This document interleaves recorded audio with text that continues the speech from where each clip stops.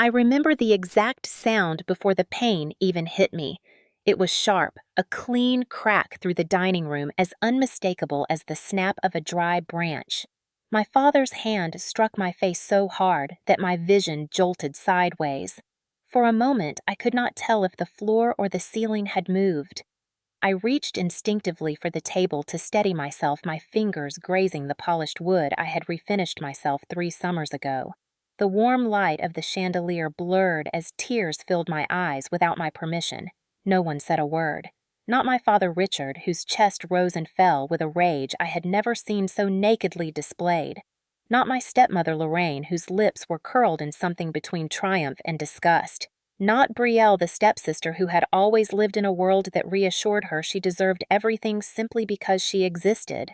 The silence felt like a second slap. This all happened within the first few minutes of what Lorraine had called a family discussion. There was nothing warm or familiar about it. She had arranged the chairs as if we were attending a board meeting, not gathering as a family. She stood at the head of the table, fingers laced together like a woman giving a eulogy. "We need to talk about the penthouse," she began, as if she were discussing a light bulb that needed replacing. "Some decisions must be made for the good of the family. My penthouse. The one I bought with my own money after years of working late nights and weekends. The one place in my life that belonged entirely to me." Richard leaned forward, elbows on the table. He had rehearsed this, I could tell. His voice carried the same tone he used when he fired junior employees for mistakes they were not trained to avoid. "Caroline, your stepsister needs stability. She has a future to build. Unlike you, she cannot keep bouncing from one attempt to another. This penthouse would give her a foundation." My throat tightened. I could not tell if it was anger, disbelief, or heartbreak. Maybe all 3. I asked calmly, trying to keep my voice steady. "What does that have to do with me?" Richard exchanged a look with Lorraine. It was the kind of look people share when they believe victory is certain. "Honey," she said in a tone that made my skin crawl, be reasonable. "You live alone. You have no children. You can always find another place, but Brielle needs this opportunity." Brielle sat straighter, smoothing her hair as if we were discussing a promotion she had earned. Her smile was small, satisfied. Richard delivered the final blow. "We want you to sign the transfer. Tonight." I felt my stomach drop. The demand was so absurd I almost laughed. But nothing about Richard's expression told me he was joking. His jaw was set, his eyes locked on mine with expectation, not hope, as if his order was as natural as telling me to pass the salt. "No," I whispered. It was the smallest word in the world, but it held everything inside me. He blinked once, slowly, as if stunned that I was capable of defiance. "What did you say?" I lifted my chin. "No." The slap came so fast that I could barely process the movement. His hand connected with the side of my face with a force that made a ringing sound echo in my ear. I stumbled back against the table, gripping the edge to stay upright. Lorraine gasped, but not from shock. It was the gasp of someone witnessing a consequence they had always believed should have happened sooner. Outside through the window, I could see neighbors walking their dogs along the sidewalk. One of them paused, drawn by the sound.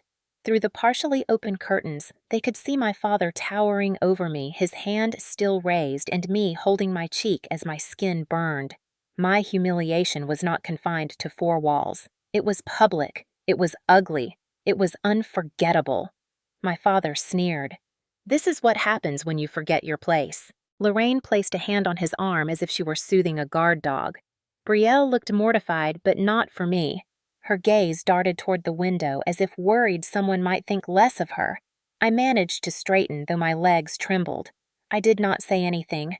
My voice felt trapped behind a wall of fear, anger, and something else I could not name yet.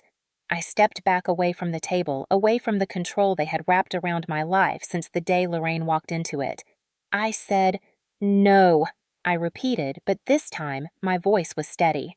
Richard stared at me as if I were a stranger who had intruded into his home. Something cold settled deep in my chest. I walked past him, past Lorraine's forced, pitying smile, past Brielle's wide eyes, and stepped onto the porch. The night air hit my face like a truth I had ignored for years. That slap did not just bruise my skin. It broke open every illusion I had about who my father was and who I had been forced to be. And for the first time in my life, I felt something shift inside me. It woke me up. I did not always understand how deeply favoritism could poison a home. When I was young, I thought it was normal that my father's tone softened only when he spoke to Lorraine or Brielle, and hardened the moment he looked at me. I told myself families came in all shapes. Some people laughed more than others, some hugged more, some showed affection through gifts, and some through silence. But silence can be its own kind of cruelty. When Lorraine married my father, I was still trying to understand grief. My mother had been gone for less than 2 years, and everything still felt temporary, as if she would walk through the door one day and bring the world back into focus. Instead, Lorraine walked in. Her smile was pleasant enough, her voice sweet, almost gentle, but something about her eyes made me uneasy. They scanned the room like a person inspecting property, not a new stepdaughter. Brielle was younger than me, already pretty in a polished, effortless way. People doted on her, and she accepted it as if such attention were her birthright. My father adored her from the first day, as though he had discovered a daughter who somehow completed him better than the one he already had. Lorraine made sure of that.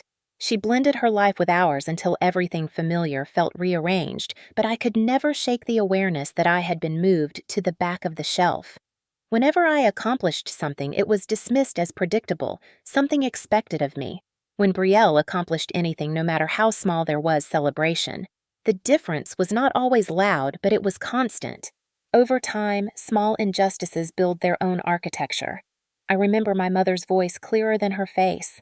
She told me once on a day when my confidence was fragile, "Do not let anyone take what you build. You earned it. Protect it." I did not realize until much later that she had been giving me a map, not a comfort. After Lorraine arrived, my father slowly changed. He stopped attending events that mattered to me. He forgot birthdays. He dismissed my efforts as if being capable were an inconvenience to him. He wanted a daughter who needed him, not one who had learned how to survive on her own. Lorraine played her part skillfully. She complimented me when others were around, but criticized me quietly when my father could hear. Comments about my lack of warmth, my inability to connect, my supposed selfish streak. She carved a narrative and he adopted it. I watched as their version of me replaced the real one in my father's eyes. Brielle did not need to do anything to become the favored child. She simply had to exist, and she knew it. She learned early how to tilt her head and widen her eyes at the perfect moment, how to act fragile so adults would swoop in. She was never cruel with intent, but she was cruel with comfort. Living under one roof with both of them sharpened my understanding of how favoritism grows. It does not start with a dramatic moment. It begins with small shifts in attention. Who gets the larger slice of cake? Who gets asked about their day first? Who is believed in an argument? Who is allowed to fail without consequence? My mother had been the only balance in our home. Without her, I became the shadow floating at the edges of my father's new life. I learned to keep to myself. I worked hard in school because it was the only thing they could not twist. I learned to budget, to save, to make plans. After college, while Brielle drifted from one attempt at adulthood to another, I worked 2 jobs at once. My father called it obsessive.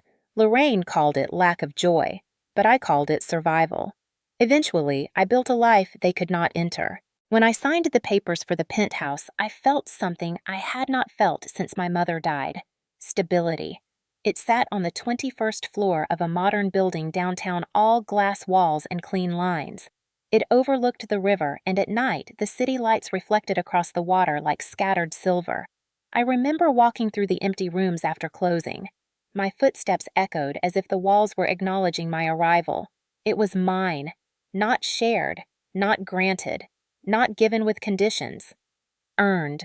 That mattered in a way I could never explain to them. When my father first saw it, he said congratulations, but his voice sounded more confused than proud. Lorraine looked around with a tight smile, her eyes scanning in that same old way as if she were calculating value. Brielle gasped dramatically and said it was perfect. Then she added without hesitation that it would be even more perfect once she decorated it. I laughed, thinking it was a joke. It was not. Over time, I noticed a shift whenever the penthouse came up in conversation. A subtle entitlement. Lorraine spoke about it the way one speaks about an inheritance they expect. My father pretended not to hear, or perhaps he chose to hear only what he wanted. Meanwhile, Brielle brought her friends over to see it without asking me. She would post pictures of herself on the balcony as if she lived there. She told her boyfriend once that it was her future home. He believed her. I should have seen it coming. The entitlement, the manipulation, the slow shaping of a narrative that painted me as undeserving and them as righteous.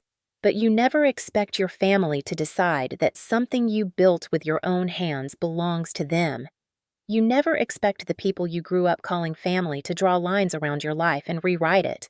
You never expect your father to raise his hand against you. Yet there I was standing in the ruins of a family dynamic I had spent my life trying to survive, realizing that favoritism had not been a series of isolated moments. It had been a system, and I had been trapped in it for years without admitting it. But the slap changed everything. It did not just reveal the truth, it confirmed it. And I knew then that what came next would define the rest of my life. I left my father's house that night with my cheeks still burning, but the deeper ache was somewhere else entirely, somewhere I could not reach with my hands. I drove back to my penthouse in silence, the kind of silence that forces your mind to replay every moment until the edges cut. I kept seeing his face twisted with a rage I never thought would be directed at me. I kept hearing the crack of the slap. I kept feeling the sting of being treated like a stranger rather than a daughter. By the time I reached the parking garage beneath my building, something inside me had shifted. Pain had cooled into clarity. Shame had hardened into suspicion. Something about Lorraine's expression during that confrontation had not sat right with me. She had looked too calm, too prepared, almost triumphant, as if she had orchestrated the whole scene and was watching it unfold exactly as she intended. My father was always predictable. Lorraine never was. And I knew better than to believe that her interest in the penthouse was about giving Brielle stability. Stability was the last thing she ever cared about. Brielle was a tool she used, not a responsibility she cherished. That thought stuck with me like a thorn. The next afternoon, I returned to my father's house under the pretense of retrieving a box of my childhood keepsakes. I half expected the door to be locked. To my surprise, Brielle opened it. Her makeup was perfectly done, her hair curling around her shoulders as if she were walking in slow motion through a shampoo commercial. She blinked at me confused. "Are you here to apologize?" "Dad said you might come to your senses." Her voice carried that air of unearned superiority that had always followed her like perfume. I brushed past her without answering. Lorraine and my father were not home. The house felt too quiet, like it was waiting. I headed toward the upstairs hallway, intending to grab the box and leave, but a muffled voice from behind the half-open study door caught my attention. I froze. Lorraine's voice drifted through the crack, low and irritated. "No, I told you already. The appraisal is high enough. We can cover the debt and still have room." My stomach tightened. A man's voice responded gravelly and annoyed. "You said the daughter would hand it over. You promised it was already as good as done." Lorraine scoffed. "That girl is stubborn. She thinks independence is a personality trait. But Richard will handle it. He always does when he understands the consequences." My breath caught. The debt, the appraisal, the promise.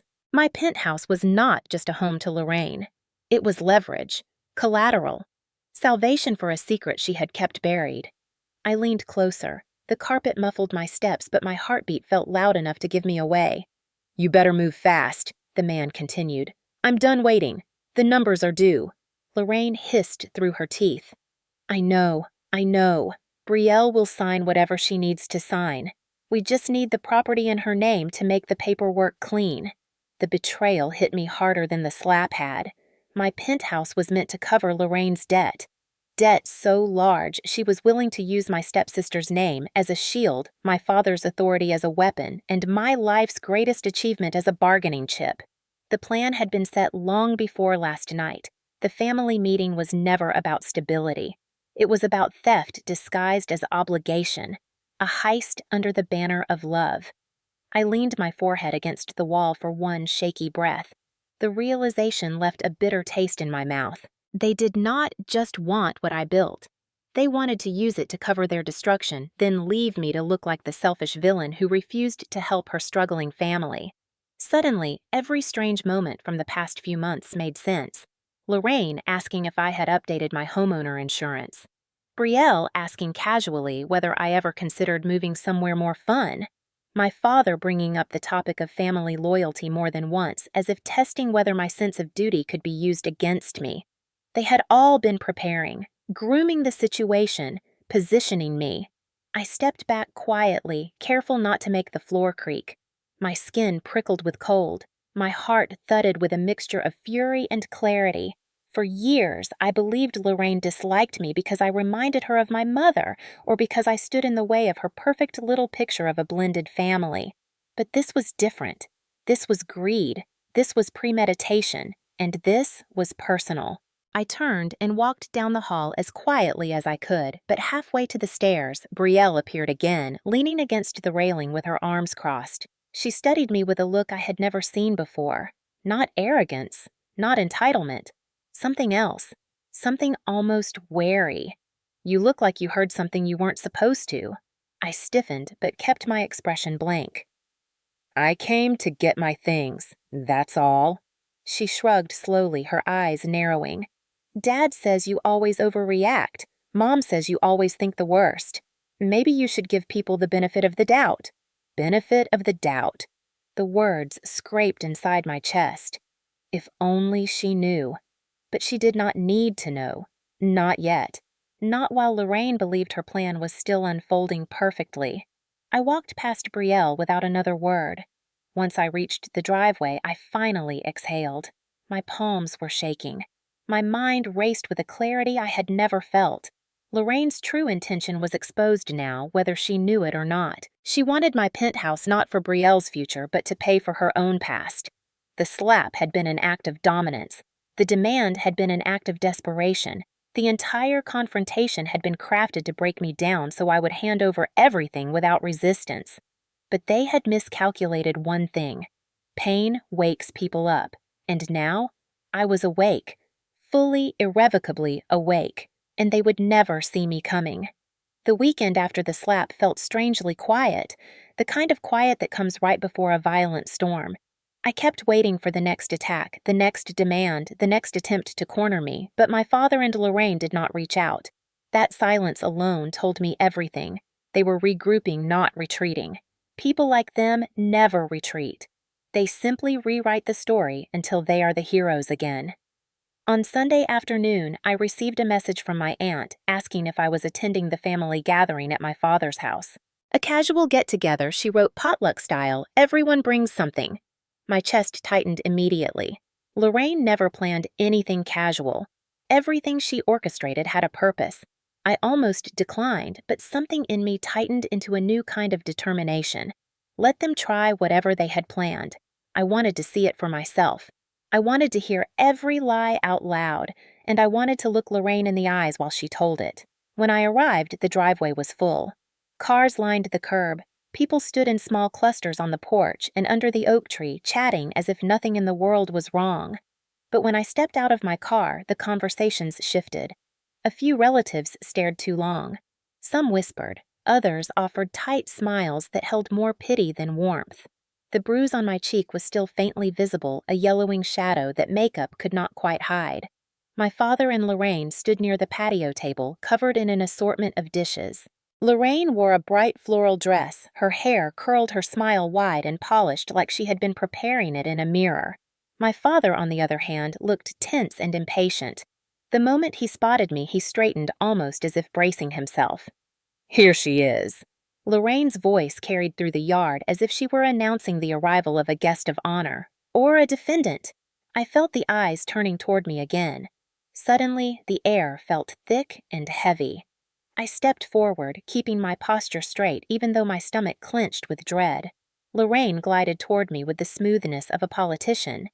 "Caroline," she said, her voice dripping with sweetness that did not match her eyes. "I am so glad you came. We were worried you were still upset." Upset! That word hit me like a slow strike to the chest. Upset was spilled coffee. Upset was a flat tire. What I felt was betrayal and humiliation that cut bone deep. Before I could respond, Lorraine raised her voice for the small crowd around us. Everyone let us give her a warm welcome. She has had a rough week and could use our support. My jaw tightened. Rough week. That was how she framed it, as if I had simply been emotional, as if I were the fragile one, not the one who had been slapped across the face for refusing to surrender property that was legally mine. A few relatives approached me with hesitant smiles. "Are you feeling all right, dear? I heard what happened. You must be overwhelmed. Overwhelmed. Not assaulted, not humiliated, not betrayed." The narrative had already been rewritten. I could practically feel Lorraine's fingerprints on every whispered version of the story. Then Brielle appeared with her group of friends. She wore an outfit that probably cost more than someone's rent and carried herself like a celebrity attending her own premiere. The moment her eyes landed on me, her lips stretched into an apologetic smile that did not reach her eyes.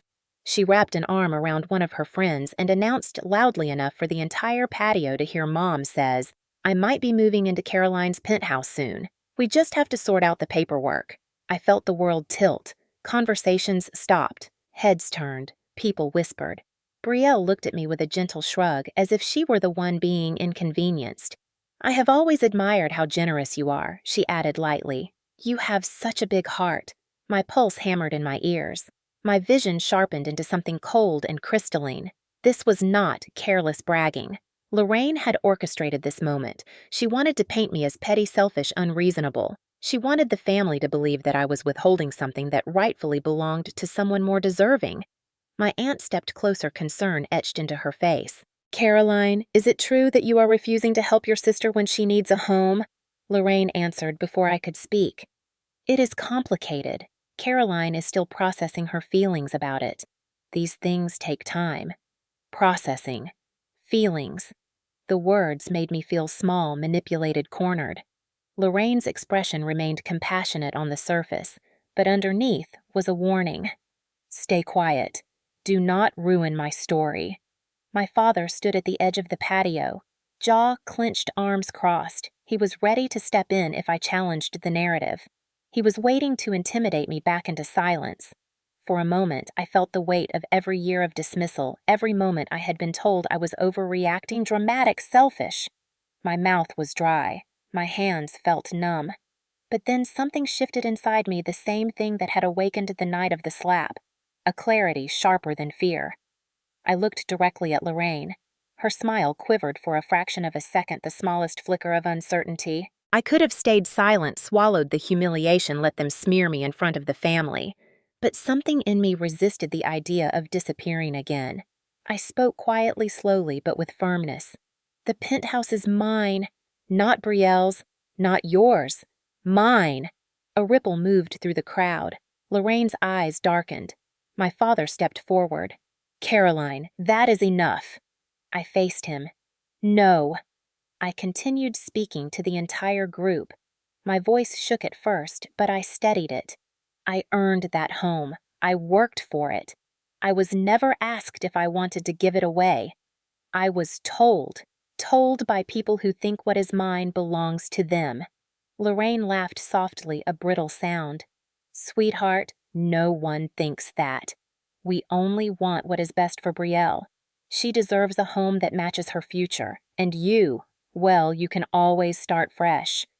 My relatives looked between us, unsure whom to believe. I saw it in their eyes. Doubt mixed with confusion. Shame mixed with pity. That was all Lorraine needed to win. I had no evidence yet. No proof of her debts or manipulation. Just the raw truth burning inside me. Lorraine placed a hand on my father's arm. "Let it go," she murmured, but her eyes stayed locked on mine.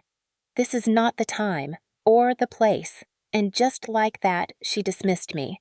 I stood there surrounded by people who thought they knew the story, by people who would now discuss me like a cautionary tale of selfishness. My humiliation was complete. But humiliation is a strange thing. It can break you, or it can become fuel. I felt something steady and dangerous settling inside me. Lorraine believed she won. My father believed he had put me back in my place. But the truth about people like them is simple. They never see the moment when the person they have underestimated finally stops playing along.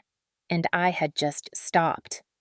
When I got home that night, the city lights outside my windows looked strangely distant, as if they belonged to another world. My penthouse had always been a place where I felt grounded, where the noise of my family could not reach me. But as I stood in the foyer and closed the door behind me, the silence inside felt hollow, like the echo of something broken. I walked straight to the bathroom, flipped on the light, and stared at myself in the mirror. The faint bruise on my cheek, now fading into sickly yellow, was still visible beneath my makeup. My eyes were swollen, not from crying silently at the family gathering, but from holding everything in, from stopping myself from screaming the truth in front of everyone, from years of swallowing words I should have said. I touched my cheek gently, feeling the lingering sting. The slap had been shocking, but it was not the real wound. The humiliation, the lies, the manipulation, those were deeper cuts. The moment my fingers brushed my skin, memory replayed itself with brutal clarity. My father's raised hand, the crack of the impact, the stunned silence in the room, Lorraine's calculating gaze, Brielle's uncomfortable smirk, the neighbors staring from the sidewalk. The humiliation was ingrained now, woven into my bones, impossible to forget. I stepped back from the mirror, gripping the edge of the sink. Water dripped from the faucet in a slow, rhythmic beat that matched the pulse behind my temples. I inhaled sharply, exhaled shakily. I needed to breathe, to think, to not drown in the weight of what I had just endured. I walked into the living room and sat on the couch, staring out over the skyline. My mother once told me that the worst storms reveal what structures were never strong to begin with. Maybe this was that moment. The moment of revelation. I had spent years pretending that my father's coldness was grief, that Lorraine's manipulation was insecurity, that Brielle's entitlement was immaturity. I had given them excuses and reasons and compassion. But today, in front of a yard full of relatives and acquaintances, they had stripped the illusion bare. They never respected me. They never saw me as family. They wanted what I built without lifting a finger, without caring about what it cost me, without acknowledging that the penthouse was the result of years of labor they never witnessed. I was just a resource, and when I refused to cooperate, they punished me. My phone buzzed on the table beside me. I glanced at it. A text from my father. "You embarrassed this family. You need to apologize to everyone for your behavior." I stared at the message until the letters blurred. A second message arrived. "Bring the deed papers tomorrow. We are doing this the right way." My stomach twisted. The audacity was staggering. After everything they had done, they still expected me to hand over the penthouse as if I had no say in the matter, as if I were still the obedient, quiet daughter they believed they could mold. I set the phone down, unable to read more. My hands trembled slightly, but the trembling was no longer fear. It was something heavier, something sharper, something awakening. I stood and walked toward the bookshelf. On the top shelf was a box filled with old photos of my mother. I took it down, sat on the floor, and opened it. The first picture was of her sitting on a beach, laughing at something outside the frame. Her smile was bright, real, alive. She had the kind of warmth that could make a room feel like a sanctuary. I remembered her voice clearly. "Do not let anyone take what you build." Her words wrapped around me now like armor. I closed my eyes and felt the echo of her presence, the guidance she never got to finish giving. And for the first time in years, I let myself say the truth out loud, even if only to an empty room. "They will not take anything from me again." My voice was quiet but steady, like a promise to myself. As the night deepened, I found myself moving around the penthouse with a new kind of awareness. This was my home, my space, my accomplishment, my life. I ran my hand along the countertop I had chosen, the bookshelves I had installed, the balcony I had decorated with lights last winter. Every detail reflected my choices, my independence, my strength. No one had the right to take that from me. I returned to the couch and sat with my legs pulled up, staring out at the skyline again. The lights flickered across the water, creating a pattern that felt strangely calming.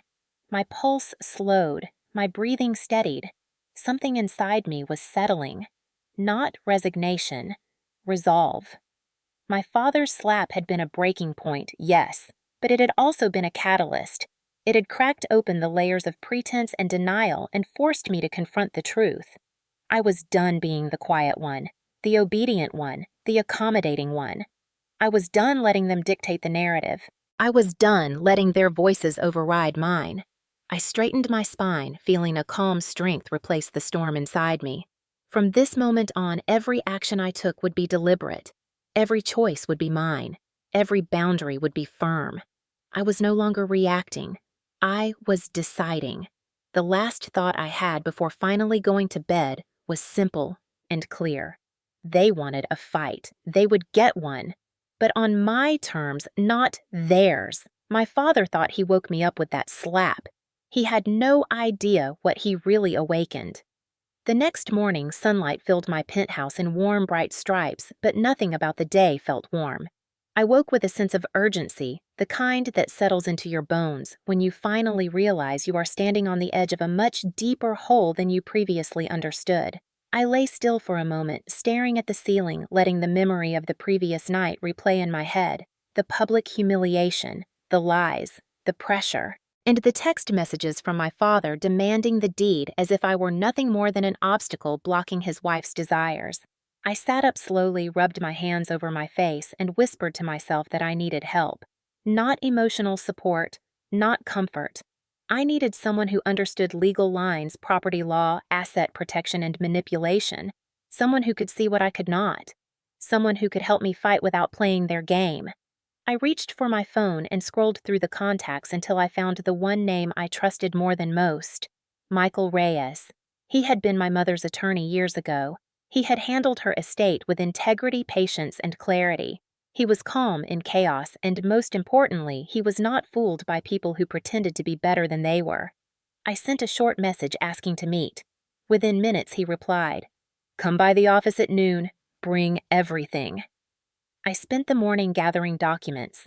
I pulled out the deed to the penthouse, my purchase contract, tax records, bank statements, pay stubs, and even the emails from my real estate agent congratulating me when I closed on the unit. I organized them into a neat folder. Everything felt surreal. This was my life now, building a case against my own family. At noon, I walked into Michael's office, a calm, sunlit room lined with dark shelves and crisp legal books. He stood when he saw me, his eyes immediately scanning the faint bruise on my cheek. "Caroline, sit. Tell me everything." And I did. I told him about the demand, the slap, the gathering, the humiliation, and the pressure they were still applying. As I spoke, his expression remained steady, but the tension in his jaw told me he was furious on my behalf. When I finished, he leaned back and said, "Your father and Lorraine have crossed multiple lines, but the slap was just surface level. They are after something much bigger." He opened his laptop and began typing. "Tell me what you know about Lorraine's financial situation." I blinked. Nothing. She always acted like everything was fine. She spends freely. Designer clothes, vacations, spa retreats. Michael gave a slow nod, the kind people make when they already know the answer, but want to see if you'll reach it on your own. That kind of spending without a visible source of income is almost always funded by something hidden. Debt, loans, or someone else's money. He folded his hands. "We need to run background checks, public records, debt filings, bankruptcy history, credit liens, lawsuits." I stared at him. "You can do that?" He nodded. "Absolutely. And given the red flags you're describing, I think we should." He stepped out for a moment and returned with a printed report 30 minutes later. A look crossed his face, the kind that made my stomach drop. "Caroline, brace yourself." Lorraine had been sued 3 times for financial misrepresentation in her previous marriages. She had accumulated over $200,000 in debt. There was a pending lien against her for defaulting on a private loan. And worst of all, her credit score was catastrophic. The kind of catastrophic that makes banks laugh. "That is why she wants your penthouse," Michael said quietly. "It is an asset worth nearly $2 million. They can leverage it, mortgage it, or sell it. Even a small equity line would save her." The room felt like it tilted. I gripped the armrest of the chair. "She wants it for her debts, not for Brielle." "Exactly. Brielle is the emotional leverage she is using to push you. She knows invoking your stepsister will make you look cold if you refuse. Michael slid another document toward me. And there is more. Your father co-signed one of Lorraine's private loans last year. My chest tightened. What? That is not possible. My father hates debt. He is reckless in other ways, but he never co-signs anything. Michael nodded. People often do things they swear they would never do when someone manipulates their emotions, pride, or ego. Lorraine likely convinced him she needed temporary help and promised to pay it back. He pointed to the paper. She never did. The loan is in default. Your father is on the hook. I felt like someone had poured ice water down my spine. So he wants my penthouse to bail them out. Yes. And since it is under your name and your name alone, the only way for them to access it is to push you into signing ownership over. I felt anger begin rising again, not shaky or chaotic, but cold and contained. Everything suddenly made sense. The slap, the shouting, the forced narrative, the public humiliation. They were not acting out of disappointment or frustration. They were desperate, and desperate people become dangerous. Michael leaned forward. You need to protect your assets immediately. Freeze access, document everything, and keep your distance. They may escalate. The word escalate echoed in my mind. I thought of my father's raised hand. Lorraine's calculating smile, the lies she fed to our relatives, and the shameless confidence with which Brielle had bragged about moving into my home. I swallowed hard. What do I do next? Michael tapped the folder of documents I brought. First, we file a formal notice of asset protection. Second, you start gathering evidence. Anything that shows coercion threats, financial manipulation, or misconduct. Third, you stop speaking to them without witnesses or documentation. Fourth, you tell no one your plans. My pulse steadied as he spoke. It felt like someone was finally placing armor on me piece by piece. And there is one more thing, he added. I need you to understand that they will not stop. Not until they get what they want. Be prepared. I left the office with a folder full of papers and a mind full of clarity. When I stepped out into the sunlight, the world felt sharper. Every sound, every movement, every breath. They thought they could intimidate me into submission. They thought I would fold. They thought I would be too ashamed to fight back. What they did not understand was that humiliation does not weaken everyone. Some people break, others sharpen, and I was sharpening. For the next 2 days, the world around me felt unnervingly calm. Too calm. It was the kind of stillness that comes just before a wildfire tears through dry land, sudden and unstoppable. I followed Michael's instructions carefully. I froze access to my accounts, secured my documents, backed up every message, and forwarded every tense interaction to a private folder on my cloud storage. Every move I made was deliberate. Every breath I took felt measured. But deep beneath that protective structure, tension simmered like boiling water beneath a lid. I knew they would come at me again. I just did not know when or how. The answer came faster than expected. On Wednesday morning, while I was at work reviewing a quarterly report, my phone buzzed repeatedly. At first, I ignored it, but the buzzing continued constant enough to draw the eyes of a coworker. I finally checked the screen. 21 missed messages. 10 from my father. 8 from Lorraine. 3 from Brielle. My stomach clenched as I scrolled through the first set of messages from my father. Caroline, enough of this childish behavior. Come home tonight and apologize. Your mother would be ashamed of you. Bring the deed so we can finalize things. Stop embarrassing us. You are ruining this family. My pulse skipped. Ruining the family. That phrase echoed painfully. I read the next message. If you refuse, you leave us no choice. I frowned at the screen. No choice for what he did not specify, and that ambiguity made everything worse. I opened the messages from Lorraine next.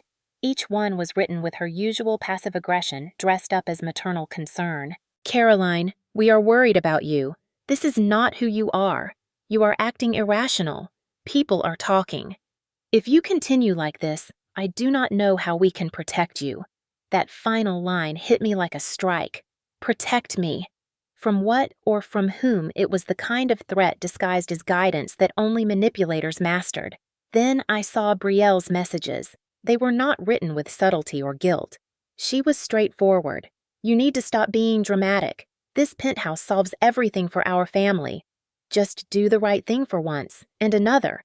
I already told my fiancé we might move into it. Do not make this messy. My hands tightened around the phone. Messy. As if my boundaries were tantrums, as if my life were a chess piece for her convenience. I turned off my phone and focused on my work, but the knot in my stomach remained tight.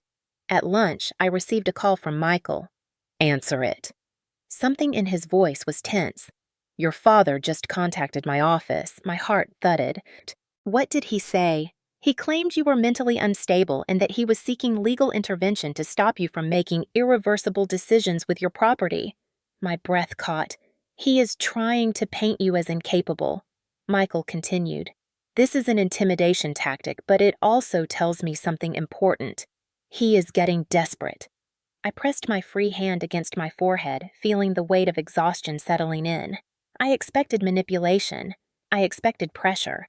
But using mental instability as a weapon was on another level, a painfully familiar one. As a child, any time I disagreed with Lorraine, she would tilt her head with pity and say I was too sensitive, too emotional, too dramatic. My father would always nod siding with her. Now they were trying to turn that old narrative into legal leverage. The escalation had begun. That evening, the situation worsened. When I arrived home, 2 of my neighbors approached me. One of them, a kind older woman named May, looked uncomfortable. Honey, I do not want to pry, but your father came by earlier. My heart sank. What did he say? He asked if we had noticed any unusual behavior from you. May hesitated. He said you might be having a breakdown. My throat tightened. And he asked if we would notify him if we saw anything concerning. I felt heat swarm up my neck, humiliation mixing with fury. He was spreading the narrative, planting seeds, trying to build a case. Word spreads quickly in communities like mine, especially among older residents who are protective and observant. For the rest of the evening, several neighbors peeked toward me with a mix of concern and curiosity. I could feel their eyes following me as I carried groceries upstairs. Their well-intentioned worry made my skin crawl. Lorraine and my father were turning my own environment into a stage for their performance. That night, things escalated again. I posted a simple photo of the city skyline on social media. A peaceful moment, no commentary, no emotion, just a picture. Within minutes, Brielle commented publicly, "Glad you can relax while the rest of us deal with the mess you made. People need stability, Caroline, not selfishness." Then Lorraine added her comment, "Sweetie, we love you and want what is best for you. Please let us help. Let us fix this before it gets worse." The comments were crafted to make me look unhinged while they looked compassionate. It was manipulative perfection. My inbox filled with sympathetic messages from relatives who believed their version. My phone rang from numbers belonging to people who never called unless something dramatic happened. I turned off every notification and tossed my phone onto the couch. But even silence was not enough. My building's concierge called shortly after. "Your father is downstairs asking to come up. He said it is urgent." I felt every muscle in my body tense. "Do not let him up." I said it firmly, my voice steady even though my heart was pounding. "He does not have permission to enter my residence." As I hung up the phone, I stared at the front door, half expecting him to barge in anyway. But he did not. Instead, 15 minutes later, he sent one final message. "If you want to destroy this family, keep going." That was the moment something profound crystallized inside me. My father and Lorraine were not simply trying to take my penthouse. They were trying to erase my autonomy, my sanity, and my credibility. They wanted to break me down until I doubted myself enough to surrender everything willingly. But their escalation had the opposite effect. It clarified my purpose. It sharpened my resolve. I walked to the balcony, letting the cold night air wash over me. The city pulsed with life below, indifferent to my family drama. I whispered into the wind more to myself than to anyone else. "I am done being your scapegoat." The emotional storm had peaked. The next step was no longer survival. It was strategy. The next morning, I woke with a sense of clarity so sharp it felt almost physical, like stepping into cold water after a long, feverish night. The emotional chaos of the week had not disappeared, but it had transformed. It no longer felt like a storm swallowing me whole. It felt like fuel, something I could shape into direction, into strategy, into power. I made coffee and stood at the kitchen counter, letting the bitterness anchor me as the early light filtered through the windows. The quiet inside my penthouse no longer felt eerie. It felt necessary, like a war room where the noise of the outside world could not interfere. Step 1 was simple distance. I turned on my phone just long enough to send a single concise text to my father. Do not contact me again. Any communication from now on will go through my attorney. I blocked him after sending it. Then I did the same with Lorraine and with Brielle. I could almost imagine their outrage when their messages bounced back. I set the phone on the counter screen down and exhaled deeply. Then I started packing. Not everything, only what mattered. Legal documents, financial records, childhood keepsakes, my mother's photos, sentimental items I could not risk losing. As I packed, I realized how little of my space was anchored in things. Most of what mattered to me were memories, not objects. Lorraine and Brielle could walk into any room in my penthouse 100 times and never understand its value. To them, it was simply an asset, a target, a solution to their debts. To me, it was proof that I had built a life without them, but I was no longer attached to the brick and glass structure. I was attached to the freedom it represented, and freedom cannot be possessed by anyone else. By late morning, my living room held several neatly labeled boxes. I stared at them and felt something inside me loosen. I was preparing to let go. Not to lose, but to choose. Step 2 was security.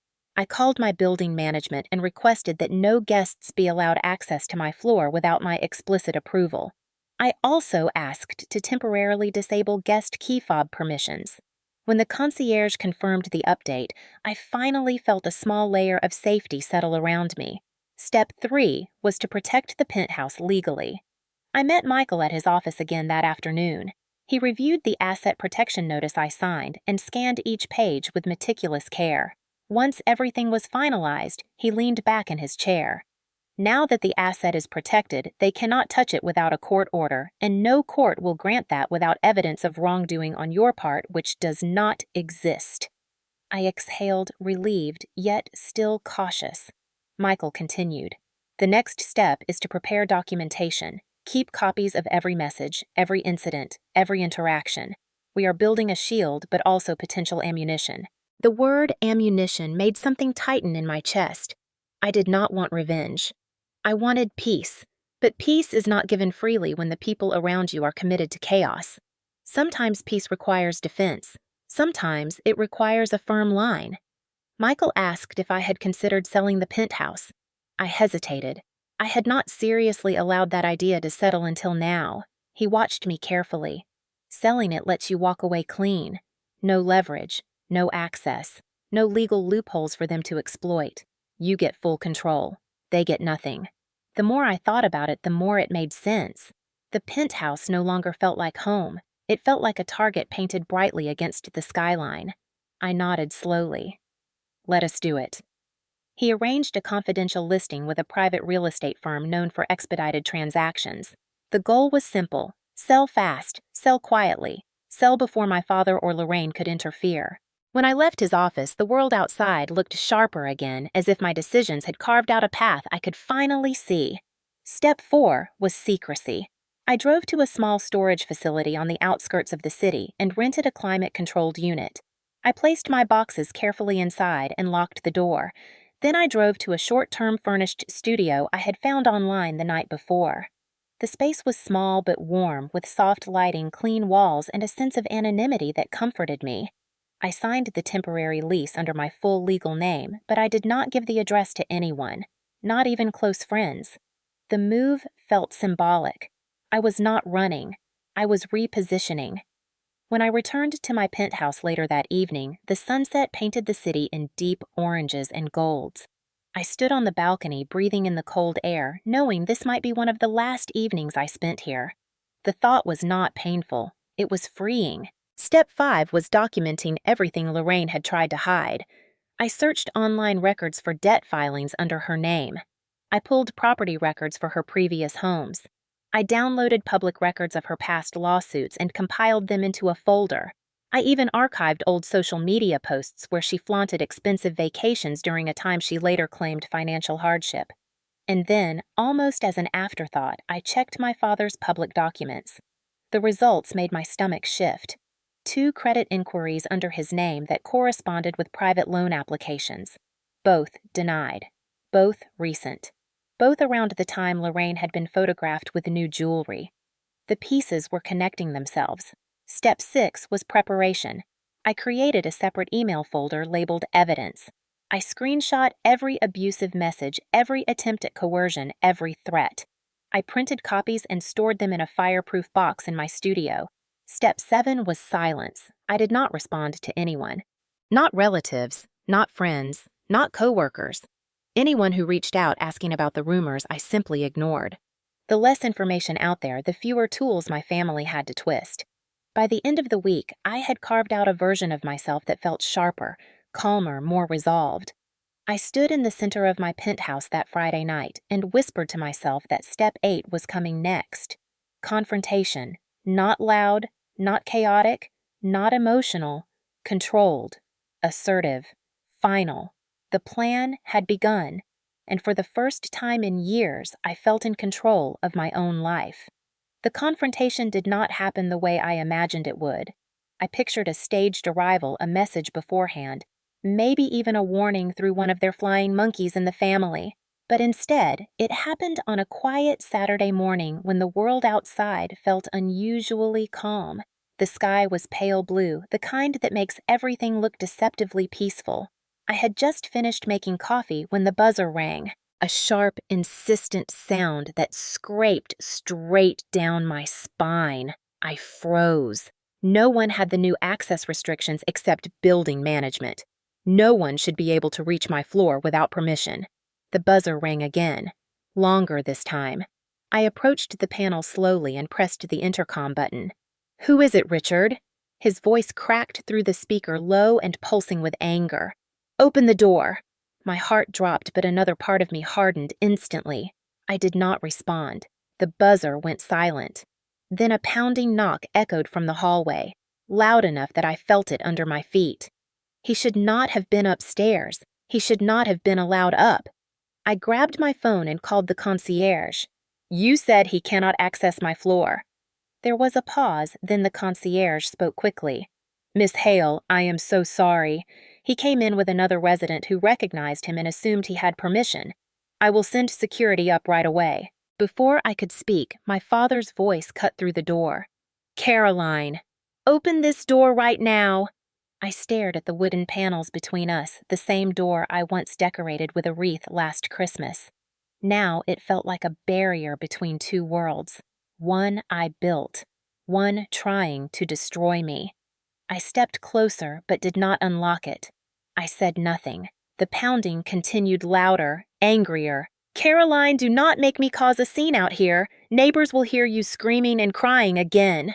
The manipulation punched straight into my lungs, stealing my breath for a moment. Screaming and crying again. He was rewriting history in real time, creating a story where I was unstable and he was the concerned father trying to help. That was always his gift, reinventing the truth until it suited him. I steadied my voice. "You need to leave. We are not doing this here." He scoffed loudly. "We are doing this wherever I say. I am your father. You owe me respect." I flinched, not because of fear, because of the familiarity of those words, because respect to him meant obedience, silence, sacrifice. I pressed my hand against the door, grounding myself. "You lost the right to use that word the moment you hit me." There was a sputtering sound, the noise he made when shocked. He had expected fear, submission, not defiance, not truth. Not this version of me. The pounding stopped. Then his voice dropped to a chilling calm. "Open the door, Caroline. We need to finalize the deed. You embarrassed us long enough." The demand inside his words made my blood boil. I inhaled deeply.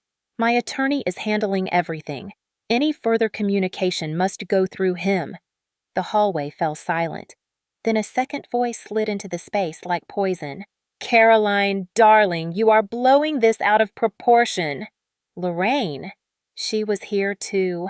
I closed my eyes for a brief second, trying to maintain control. I imagined her standing behind my father, perfectly composed, wearing something elegant and soft that masked the venom in her tone. I can hear in your voice that you are stressed, she continued. You are not thinking clearly. We can help you. Let us inside. No. My refusal was calm, steady, immediate. Lorraine sighed dramatically as if she were the victim in all this. Then her voice sharpened. If you do not hand over the deed, your father and I will take legal action. You bought this place using funds from your mother's estate. It belongs to the family, not just you. My stomach twisted. There it was. The lie, the manipulation, the rewriting of history. My mother left me a small savings account and a few personal assets. Nothing close to $1 million. I had used my own income, my own credit, my own years of sacrifice to buy this penthouse. I steadied myself. That is a lie. Lorraine raised her voice. Caroline, you are hurting Brielle. She needs stability. She is counting on you. That snapped something in me. Brielle's stability was not my responsibility. Her needs were not my burden. And my father's decisions were not my fault. At that moment, security's footsteps echoed down the hall. I heard the guards approaching. Before they arrived, my father spoke one last time. His voice was low, shaking with rage. You are making the biggest mistake of your life. When this blows up, do not come crawling back to us. My chest expanded in a long, slow breath. I will never crawl back to you again. The guards reached them. Sir, ma'am, you need to leave the premises. Lorraine snapped, We are her family. You cannot remove us. The guard's voice was professional but firm. That resident explicitly restricted access. You are trespassing. Please exit the floor immediately. My father's voice dropped to a hiss. This is not over, Caroline. This is far from over. Their footsteps finally receded down the hall. The elevator dinged softly, then silence returned. I leaned my forehead against the door for a moment while my pulse slowly steadied. When I opened my eyes, the penthouse looked different. Not smaller, not colder, but temporary. I realized then that this place was no longer my home. It was a battlefield, and I needed to walk off it before more damage was done. I walked toward the balcony, letting the early sunlight wash over me. My hands still trembled, but my spine felt unshakable. The confrontation had not broken me. It had clarified everything. My father was never going to respect boundaries. Lorraine was never going to accept no. And Brielle would always believe she was entitled to what I built. But I no longer feared any of them. The fight was no longer emotional. It was strategic. And the next phase was already in motion. They thought showing up would intimidate me. They thought screaming through my door would weaken me. They thought threats would corner me. Instead, they had given me my final confirmation. I was done, and they would never touch my life again. I spent the rest of that Saturday standing in the center of my penthouse, surrounded by the quiet hum of appliances and the distant echo of city traffic, trying to steady my breath. The confrontation had drained something out of me, but it had also given me something new, something sharper than anger and stronger than fear. Resolve. A clean, unwavering resolve. By the time the sun began to set, warm orange light casting long shadows across my floors, I knew exactly what I needed to do next. I needed to leave, not in defeat, not in weakness, but in strategy. I brewed a cup of tea, letting the steam rise against my face as I paced the living room. The penthouse that once felt like a sanctuary now felt like a liability. Every corner held memories I treasured, but the space itself had become a magnet for their desperation. As long as I stayed here, I was a target. They could show up again. They could escalate. They could turn neighbors against me. They could twist every detail of my life. They could poison the environment until I could not breathe inside my own home. But my new studio, the small tucked-away anonymous space with soft lighting and quiet walls, offered something I had not realized I needed so badly. Safety, a reset, a place without history they could weaponize. At midnight, I packed the rest of my essentials: clothes, personal documents, laptops, a framed photo of my mother. I left everything else where it was. The expensive furniture, the curated decor, the carefully chosen artwork. None of it mattered. What mattered was control, and I finally had some again. Before leaving, I took one last slow walk through the penthouse. I touched the dining room table where I had hosted friends for holiday dinners.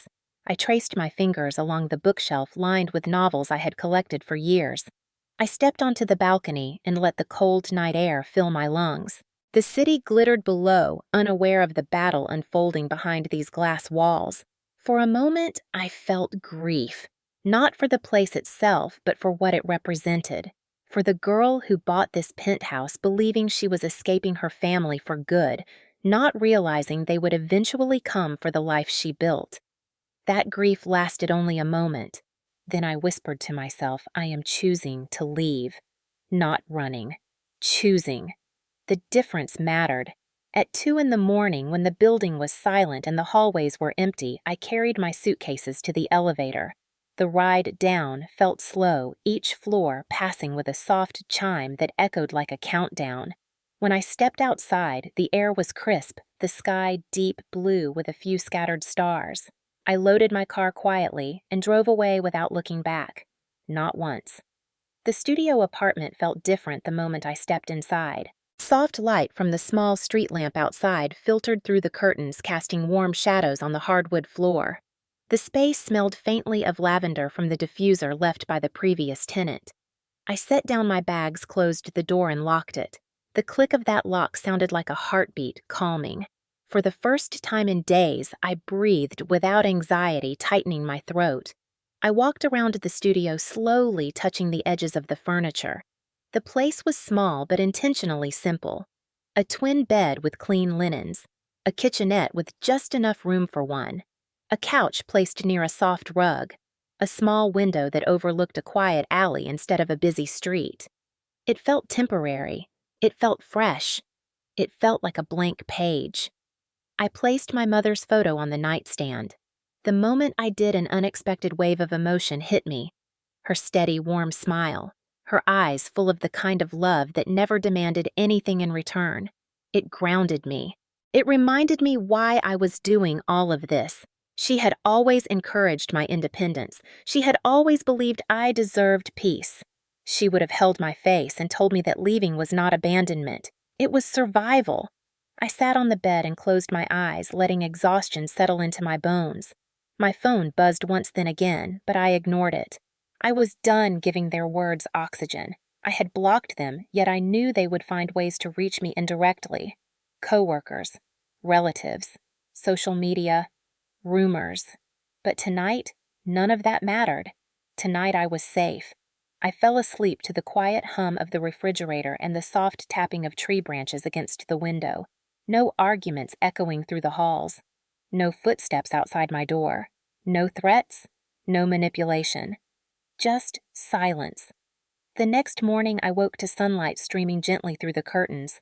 For a moment I forgot everything. It was just me and the warmth of a new day. Then the memory returned, but this time it did not crush me. It strengthened me. I made coffee in the tiny kitchen, watching the steam rise in the quiet room. Then my phone buzzed again. An email notification. The subject line made my heart skip. Offer received. I opened it quickly. The Penthouse had received a cash offer. Above asking price. Immediate closing availability. My lips parted in disbelief. I exhaled slowly, feeling a deep, powerful shift. This was the turning point, the clean exit, the moment everything changed. I whispered to myself, they will never see this coming.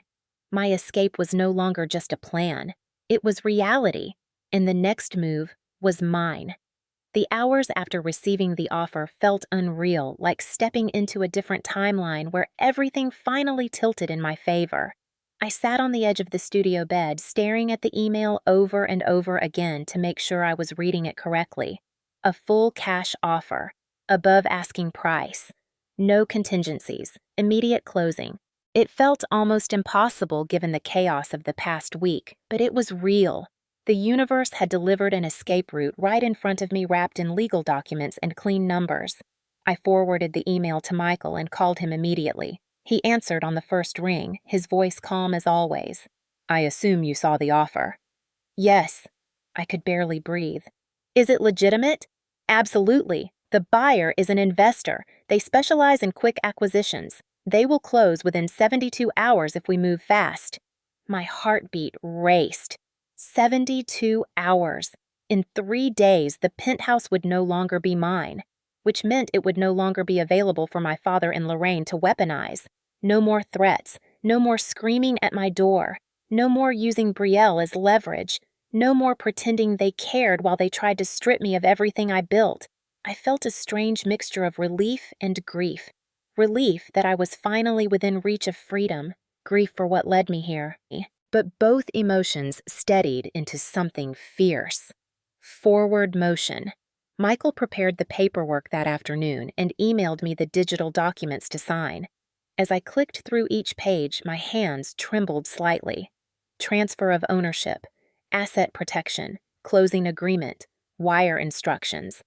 I was essentially letting go of the place where I grew into myself, but it no longer felt like a loss. It felt like reclaiming oxygen. Once all the documents were submitted, Michael called with final instructions. "Do not go back to the penthouse without me. They may try to arrive during the closing process. If they show up at all, you call security immediately." I closed my eyes for a moment. They would show up. I knew that. They would sense the shift even if they did not know the details yet. People like Lorraine always felt it when control slipped away. She would smell it in the air. I spent the evening in the studio pacing slowly while imagining every possible scenario. My father trying to force his way in. Lorraine crying on the phone to relatives. Brielle posting vague complaints online about betrayal. It all felt predictable now, and that predictability gave me control. The next morning, I returned to the penthouse for the final walkthrough with the buyer's agent and the inspector. Michael met me downstairs inside the lobby, his expression sharp and alert. "You ready?" he asked. I nodded. Ready. We rode up together. The elevator doors opened, and everything felt eerily still. No father, no Lorraine, no Brielle. Just silence and the faint hum of the air system. The penthouse itself looked untouched, as if the walls did not remember the turmoil that had unfolded inside them. The inspector moved efficiently through every room, checking outlets, appliances, water pressure, the HVAC system. The agent reviewed the layout, the amenities, the condition of the windows. Everything passed quickly, which did not surprise me. I had always taken care of this place. That thought stung a little. I had taken care of everything in my life alone, it seemed. Once the walkthrough was complete, Michael handed me the final sheet of documents to sign in person. As my pen touched the paper, a feeling washed over me. Not sadness, not regret. Peace. Choosing yourself is not abandonment, my mother used to say. It is survival. I finished signing, and the agent shook my hand. "Congratulations. After funds clear, keys will be transferred. They should wire everything by this afternoon." The word everything echoed. Everything I had put into this home. Everything my family tried to steal. Everything I worked for. All of it was coming back to me in a form they could never reach. Not anymore. When we left the building, I noticed a familiar car turning into the driveway. My stomach tightened instantly. Lorraine's white SUV. She was driving too fast, almost frantic. I grabbed Michael's arm. "Go. Now." We hurried toward the exit just as Lorraine slammed her door open. Her heels clicked furiously against the pavement as she rushed toward us. "Caroline." "Caroline, stop." We did not stop, but she blocked my path, chest rising and falling with indignation. Her eyes darted between me and Michael. "What is going on? You have not answered any of your father's calls." I kept my gaze steady. "Step aside, Lorraine." She stepped closer instead. "Is it true what we heard?" "Are you selling the penthouse?" My breath caught, but I did not flinch. Instead, I looked her right in the eyes. "It is already sold." Her face drained of color. For one brief, glorious moment, all the arrogance, all the composure, all the confidence she wore like armor evaporated. She looked small, shocked, unmasked. "What do you mean, sold?" Her voice cracked. "You cannot do that. This is a family asset." I felt something inside me lift like a weight finally releasing. No, it was my asset, and it is gone. Lorraine staggered back half a step. Her mouth opened, then closed without a sound. I looked at her one last time. "I am done. You and my father will never control anything in my life again." Michael gently steered me toward his car as Lorraine's voice rose behind us, sharp and panicked. "Caroline! You selfish girl! How dare you do this to us?" But her words no longer pierced me. They barely brushed the surface. Inside Michael's car, I finally exhaled. He gave me a rare, small smile. "You made the right choice." The wire transfer came through late that afternoon. A clean deposit, a new beginning, a final severing of the last chain my family had tried to wrap around me. And as the funds cleared, so did the last fog of fear. The penthouse was gone, but I had reclaimed myself. Brielle always imagined the day she would move into the penthouse as a soft landing into adulthood, a reward she deserved simply because life had always unfolded neatly for her. She pictured sunlight spilling across marble floors, her friends gasping during the tour, her law books stacked beside a view of the skyline. She never once pictured what actually happened.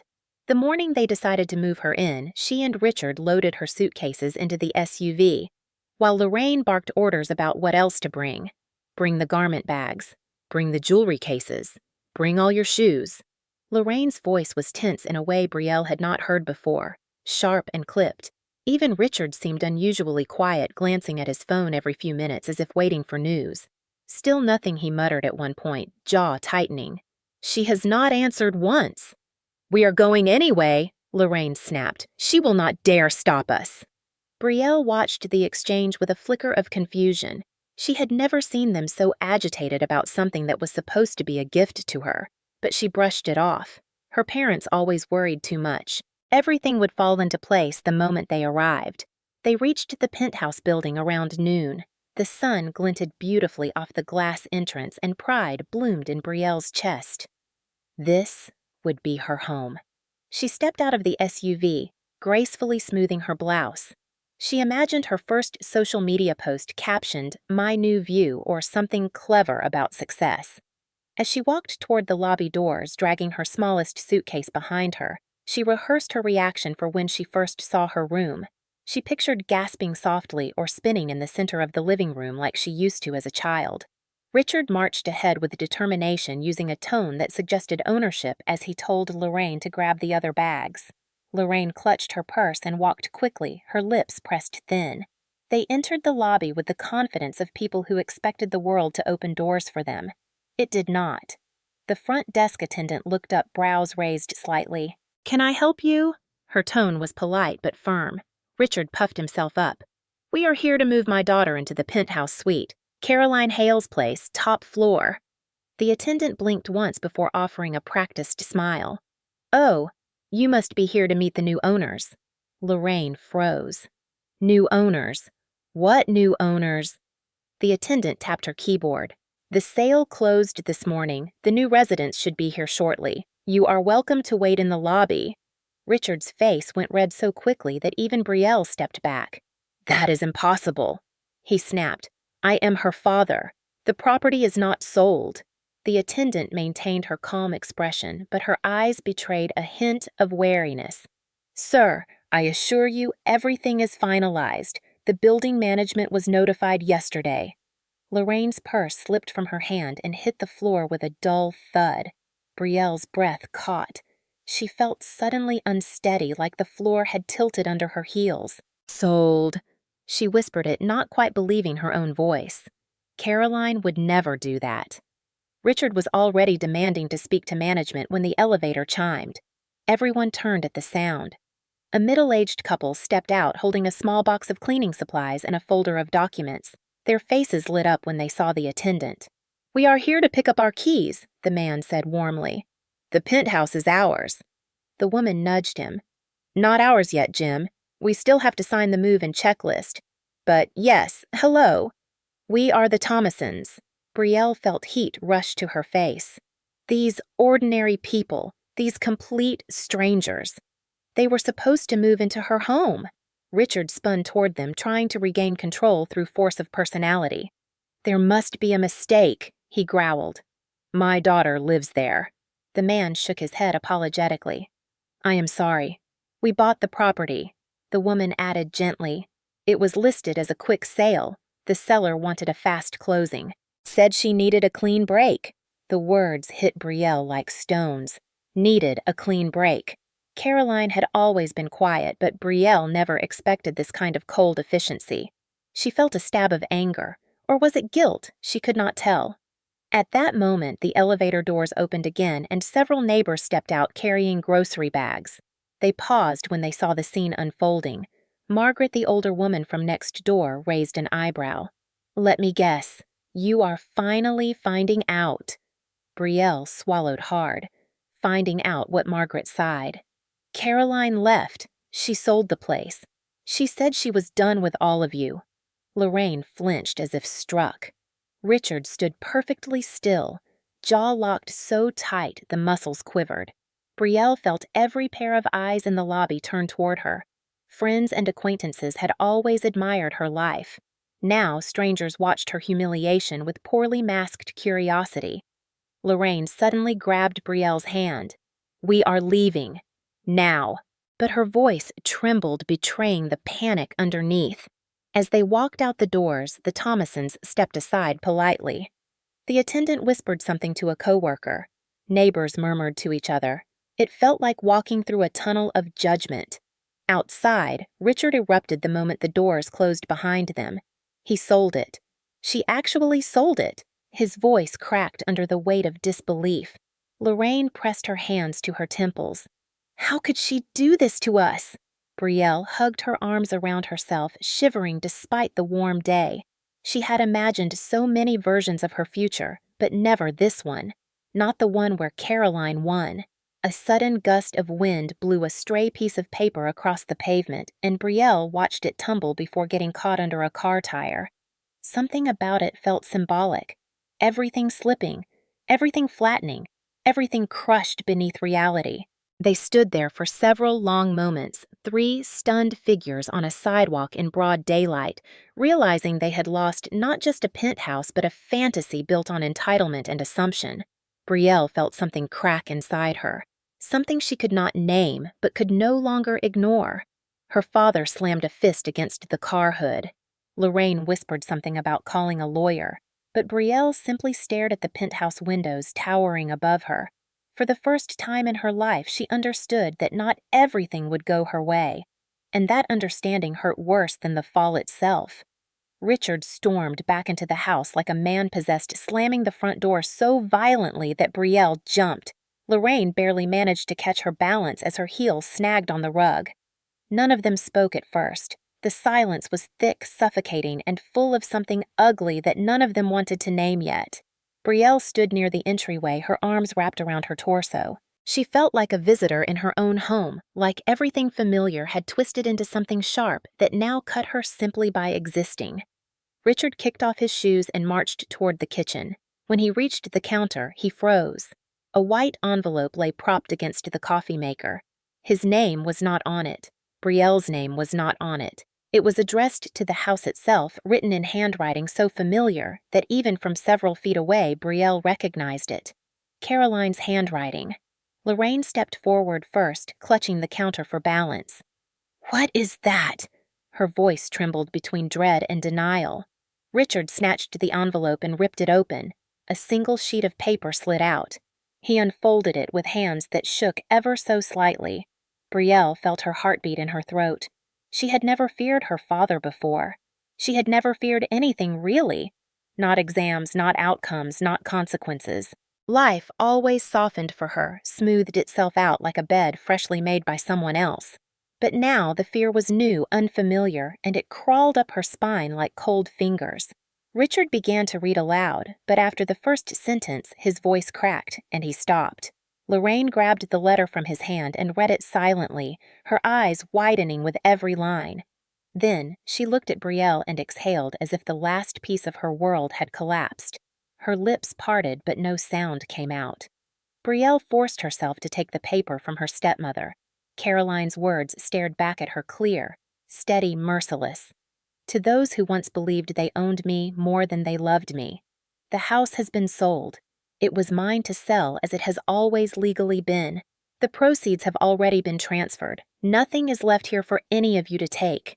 Not the walls, not the memories, not the parts of me you spent years chipping away.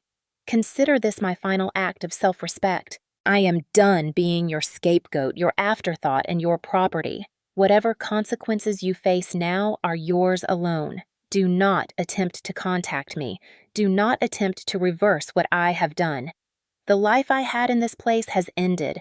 I am no longer part of this family. The letter ended with her full name.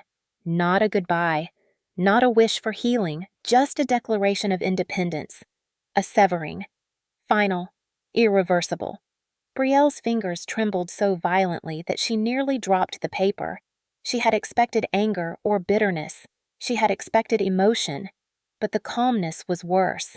The calmness felt like a blade sharpened over years of quiet suffering.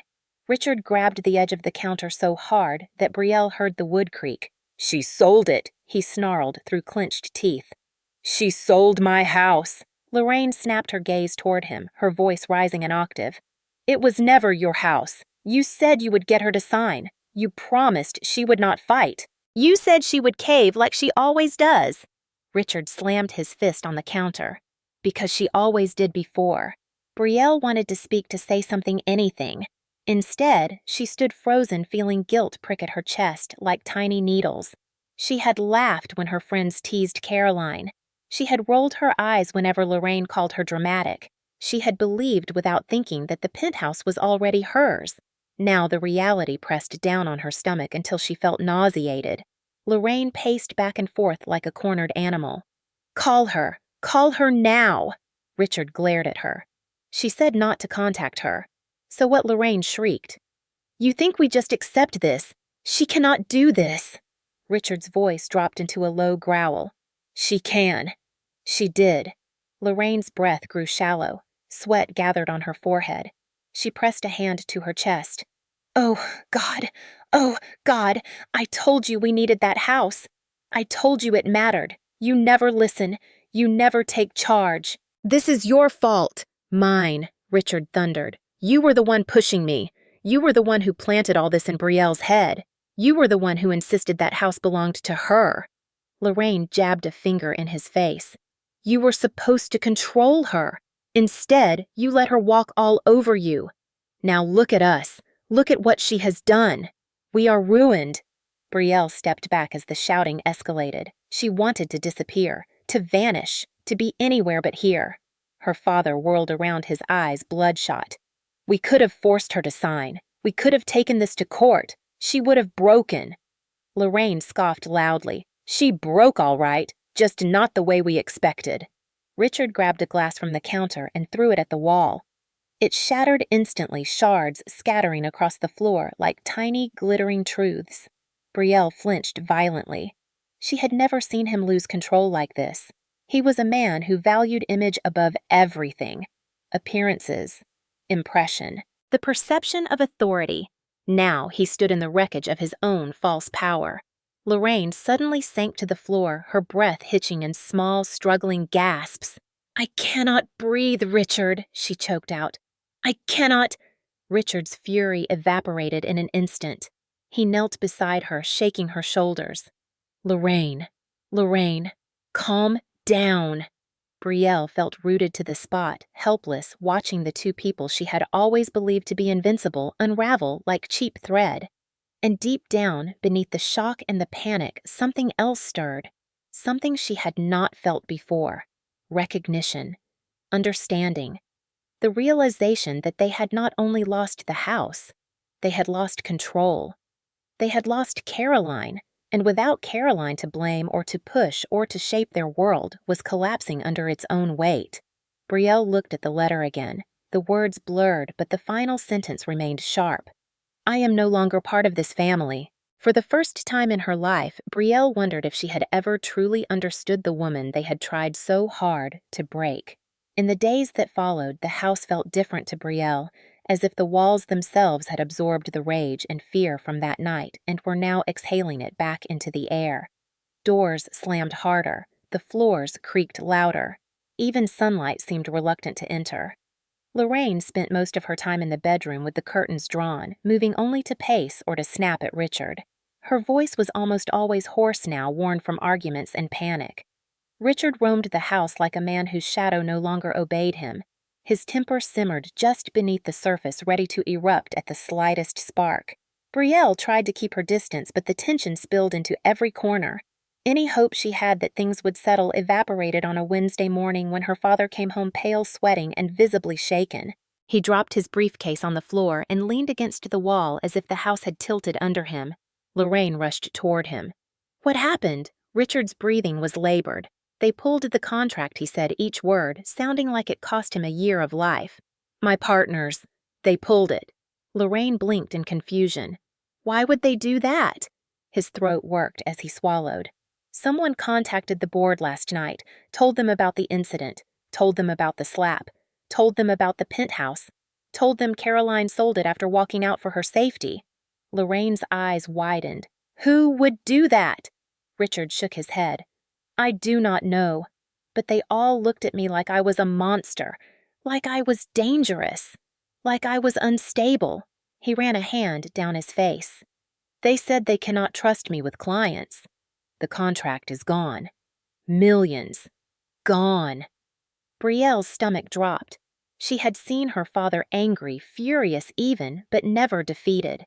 His power came from respect, from fear, from control. Without it, he looked strangely small. Lorraine's voice rose in alarm. They cannot do that, Richard. You have given that company decades. You built half their portfolio. Richard laughed bitterly. And all it took to undo it was one rumor, one slap, one moment. Lorraine's panic sharpened. What are we supposed to do now? He did not answer. Instead, he staggered toward the dining room table and sat heavily as if the weight of the world had dropped onto his shoulders. Brielle watched the scene with a mix of dread and disbelief. She had always believed her father could survive anything, but she had never imagined a world where he could be brought down by the truth of his own actions. The knock on the door came an hour later, a hard, insistent pounding that echoed through the house. Lorraine jolted. Who is that? Brielle approached the window and peeked out carefully. Her blood ran cold. A black sedan sat parked in the driveway. 3 men in long coats stood on the porch. One of them held a folded document. Whoever they were, they did not look friendly. Richard tensed. Do not open the door, Lorraine whispered fiercely. It is the creditors. Brielle stared at her. Creditors! What do you mean? Lorraine's expression hardened, trapped between anger and fear. We refinanced the house last year and we took an advance against a loan for Brielle's future. We were supposed to secure it with the penthouse. Brielle's breath hitched. You mortgaged the house for me, Lorraine snapped. Do not make that face. It was supposed to be covered. We were supposed to get the penthouse. But without it, without Caroline signing, we have nothing. The pounding grew louder. Richard buried his face in his hands. They gave us a grace period and warned us not to miss payments. Lorraine's voice dropped to a whisper. We missed 3. A fist slammed against the door. Open up. We need to speak with Richard Hale. Brielle backed away, trembling. Lorraine grabbed Richard's arm. Do something. Richard, do something. Richard stood slowly, smoothing his shirt as if preparing for battle. But when he approached the door, his hand hovered over the knob and then fell to his side. He turned back to Lorraine and Brielle, his voice hollow. They can take the house. They can take everything. They are within their rights. Lorraine collapsed onto the couch, sobbing. This was not supposed to happen. This was Caroline's fault. She ruined us. Brielle felt something twist inside her, a deep, uncomfortable truth. No, Caroline had not ruined them. They had ruined themselves long before the slap. She sank into a chair numb, listening to the pounding grow louder until Richard finally opened the door and quietly stepped outside to speak with the creditors. Lorraine cried for hours. Brielle sat frozen, replaying everything in her mind: the lies, the entitlement, the plan to steal the penthouse, her own smugness, her own willingness to take from someone she barely respected. By evening, Richard returned with defeat carved into his face. "They are starting proceedings. If we do not pay by next month, the house goes into default." Lorraine screamed at him, clawing at his shirt, demanding he fix it, insisting he figure something out. But Richard only said one thing: Caroline was our solution, and we destroyed her.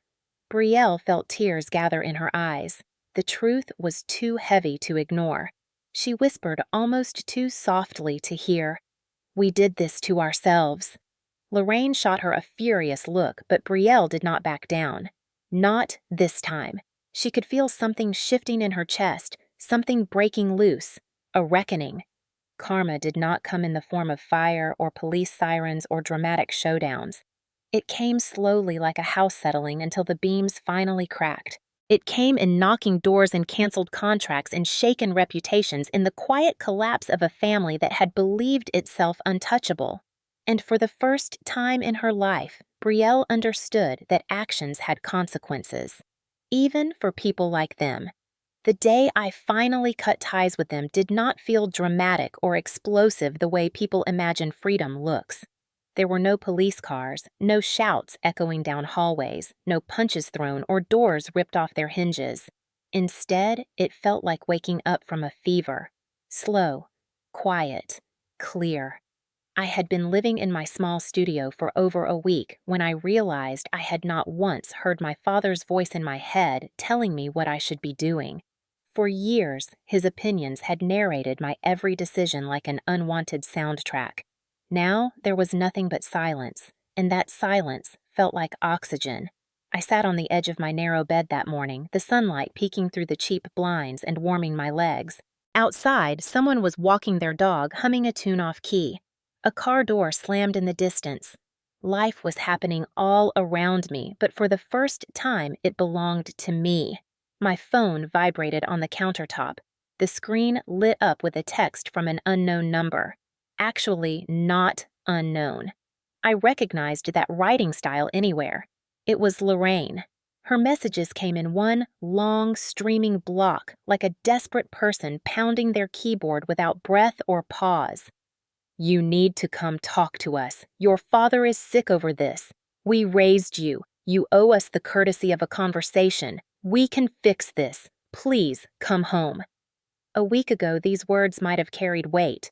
Now they looked like cheap fishing lines cast into an ocean they no longer controlled. I deleted the message without replying. A minute later, another text arrived, this one from my father's number. Short, sharp. "Caroline. Call me now." I did not.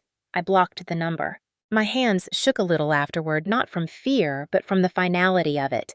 I had never blocked him before. I used to think doing something like that would make me a bad daughter.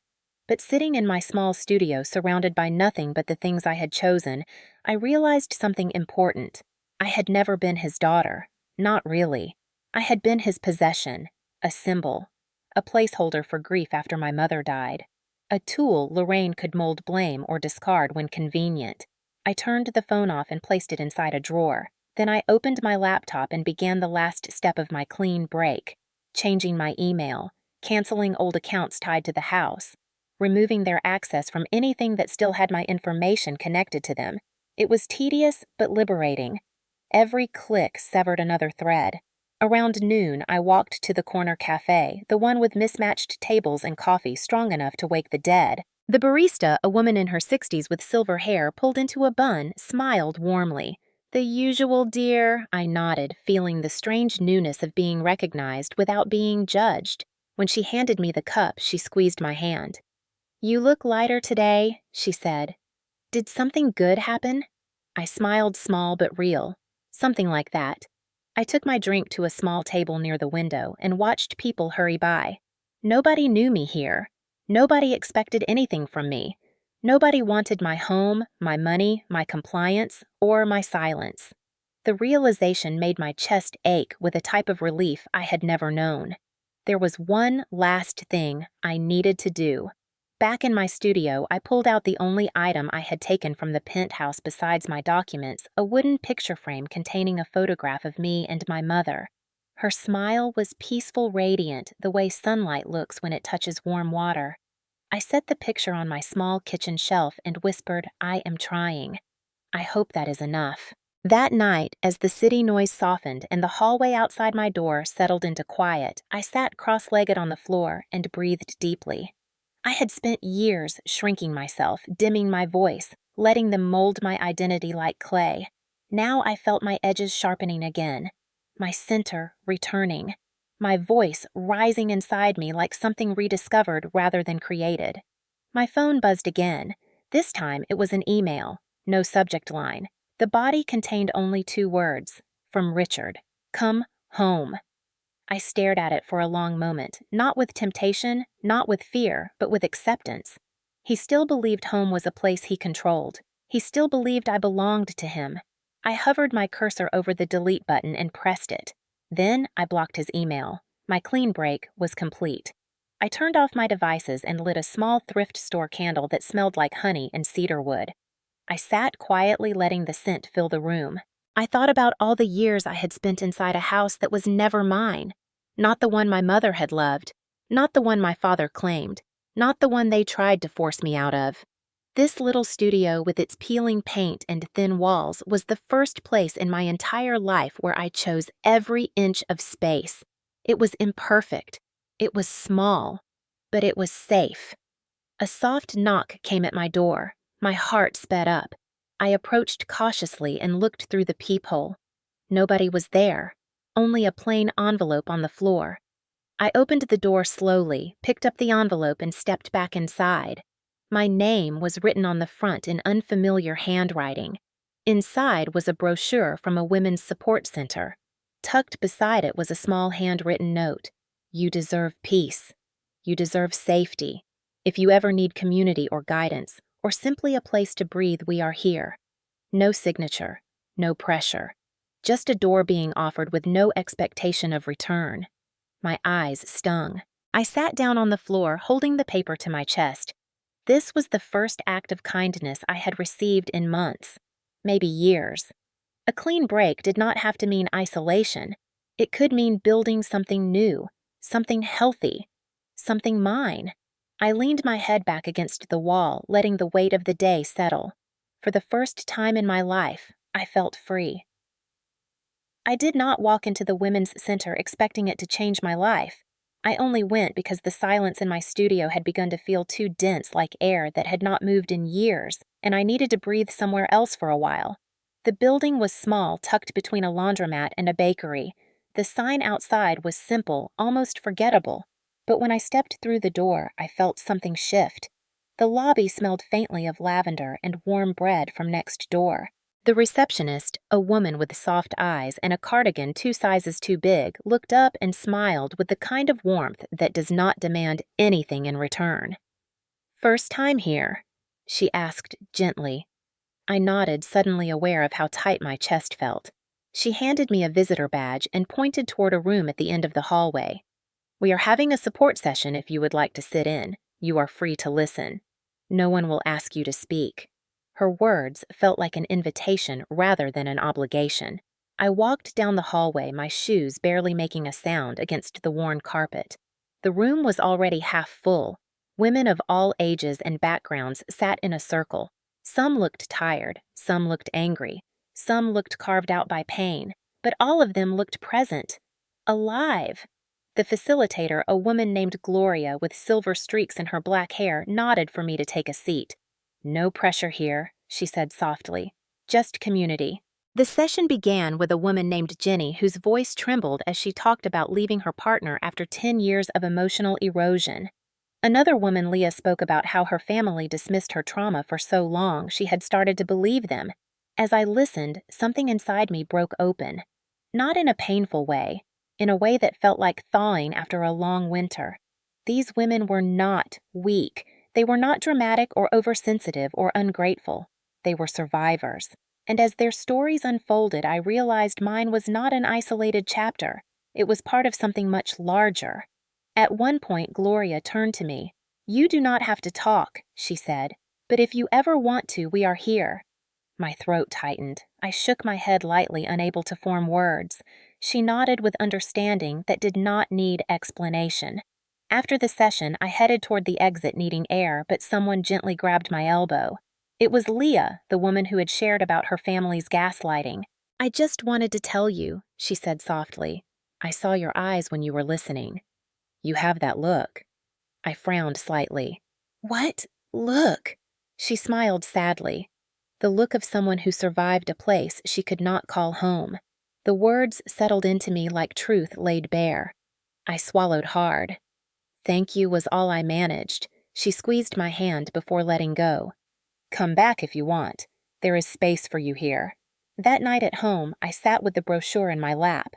My studio was dark except for the small lamp on the counter. The light illuminated the words across the front of the brochure, helping women rebuild their lives. Rebuild, not recover. That difference mattered. I returned to the center the next day, not for a session, but to ask if they needed volunteers. The receptionist's eyes lit up. "Always," she said. She ushered me into Gloria's office. When I told Gloria I wanted to help, she leaned back in her chair and studied me with eyes that saw more than I said, why she asked simply. I could have given her 100 answers, because I needed purpose, because helping gave me a sense of solidity, because listening to other women made me feel less alone. But the truth slipped out before I could filter it, because I do not want anyone to feel what I felt. Gloria's expression softened. She nodded slowly. "That is the right reason." She gave me a stack of forms to fill out and said I could start by helping with administrative tasks. It was small work. Filing, organizing donations, updating the calendar. But every day I spent there, I felt pieces of myself knitting back together. After a week, Gloria asked if I wanted to shadow during one of the intake appointments. "Only observe," she said. I nodded, unsure but willing. The woman who came in that afternoon had a bruise under her eye and a voice barely above a whisper. She introduced herself as Madison. She looked at the floor when she spoke. When she explained why she left home, she cried silently, wiping her cheeks as if she wanted to apologize for taking up space. I saw myself in her, not in the violence alone, but in the quiet apology she carried like a weight. After the session, Gloria said, "You held your breath the entire time." I exhaled shakily. I did not realize. She smiled. "You care. And that matters." Weeks passed, and little by little, I became part of the rhythm of the center. I helped organize clothing drives. I made coffee for morning groups. I sat in circles where women shared their deepest hurts and their bravest steps forward. I started sharing pieces of my story too, not everything at once, but enough that women nodded with recognition, enough that one woman said tearfully, "Hearing you talk about leaving made me think maybe I can leave too." That sentence changed everything. It was the moment I realized my pain had not been wasted. It had become fuel, purpose. One afternoon, as I was sorting donation bags, Gloria approached me quietly. "I want you to co-facilitate next Thursday." I froze. "Me?" She nodded. "You have a voice people lean toward. You have lived experience that cannot be taught. And the way you listen is a gift." My heart raced. "What if I mess up? What if I say the wrong thing?" Gloria smiled knowingly. "Then say the right thing next time. That is how healing works." On Thursday, I sat in the circle for the first time as something more than a participant. When Madison walked in and saw me facilitating, her eyes widened with something like hope. As women took turns sharing, I listened deeply, offering grounding, asking questions, gently sharing tools that had helped me.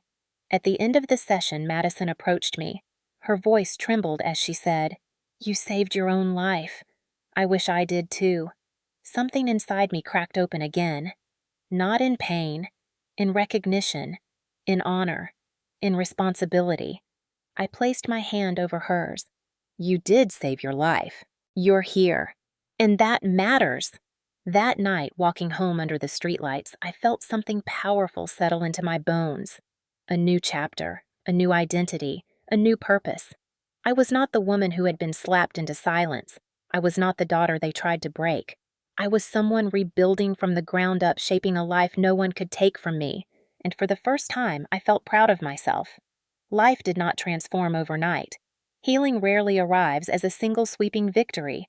It comes quietly like sunlight slipping through blinds, warming the corners of a room, one line at a time. That is how my new life began. Not with fireworks or sudden miracles, but with small, steady breaths that finally felt like my own. I woke up each morning in my studio to the muted hum of traffic below and the soft creak of the old radiator.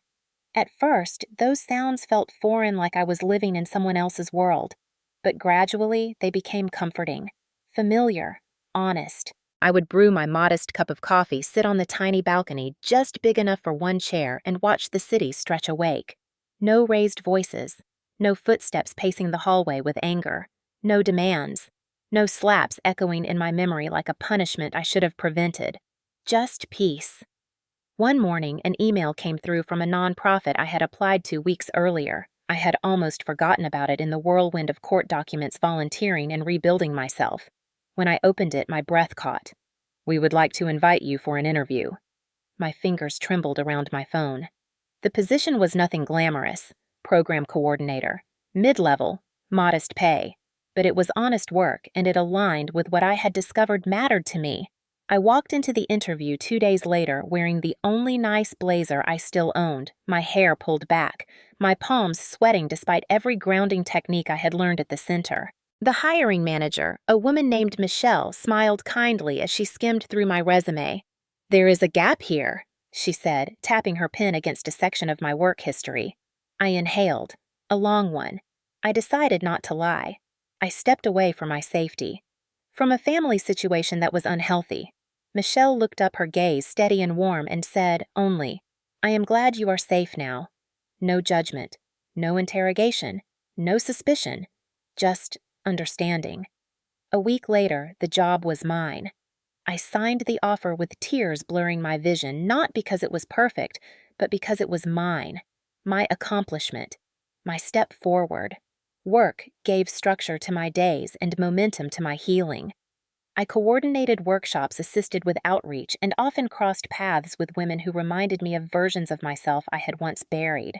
One afternoon during a break, Michelle approached me while holding her mug of tea. "Caroline, you have a natural leadership quality. Have you ever thought about running groups or facilitating sessions professionally?"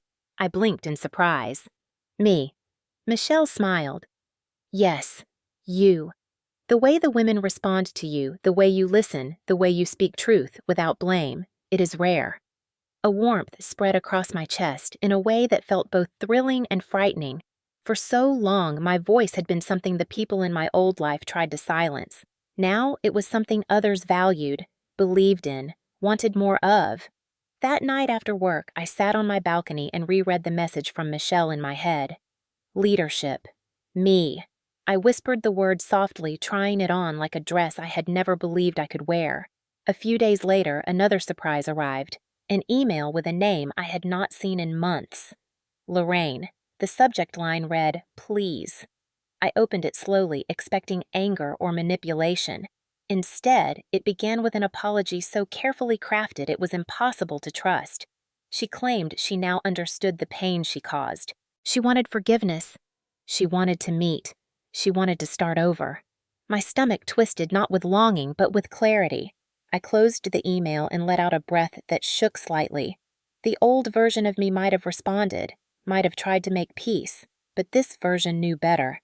Some bridges are not meant to be rebuilt. I deleted the email without replying. 2 days later, a message appeared from Brielle.